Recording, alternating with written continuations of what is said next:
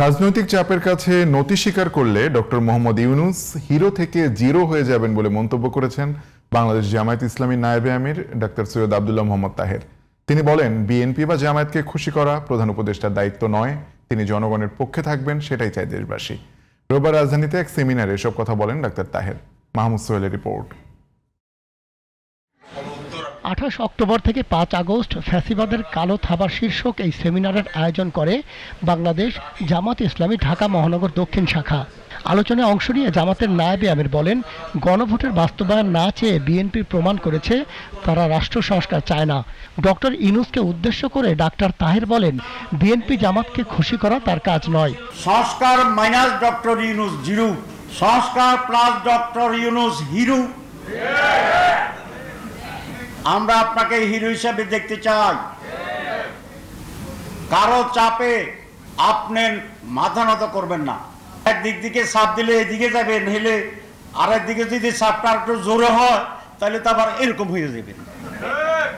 তাহলে আপনাকে সারাদিন এরকম এরকম এরকম এরকম জিকির করতে হবে। আপনি কোনো চাপে নথি স্বীকার করেন না। ভারতের মতো বিশাল রাষ্ট্রকে আপনি বিদ্যাঙ্গুলি দেখাই দিচ্ছেন, আলহামদুলিল্লাহ। বিএনপিকেও খুশি করতে চান, জামাত ইসলামীকেও খুশি করতে চান, অন্য দলগুলোকেও খুশি করতে চান। কোন রাজনৈতিক দলকে খুশি করার দায়িত্ব আপনাদের নয়। সেমিনারে জামাত ছাড়াও অংশ নেন যুগপৎ আন্দোলনের শরিক ইসলামী দলগুলোর নেতারা। তারা বলেন, আলেমরা এক থাকলে আগামী নির্বাচনে রাষ্ট্র ক্ষমতায় যাবে ইসলাম। শেখ হাসিনার কায়দায় কথা বলা বন্ধ করুন, না হলে শেখ হাসিনার মতো আপনাদেরও বাংলাদেশ ছেড়ে পালাবে। কঠোরতম কর্মসূচি আসছে, রাজপথে নামার জন্য প্রস্তুতি নেন। নভেম্বরে গণভোট হতে হবে এবং আমরা আদায় করে ছাড়বো ইনশাআল্লাহ।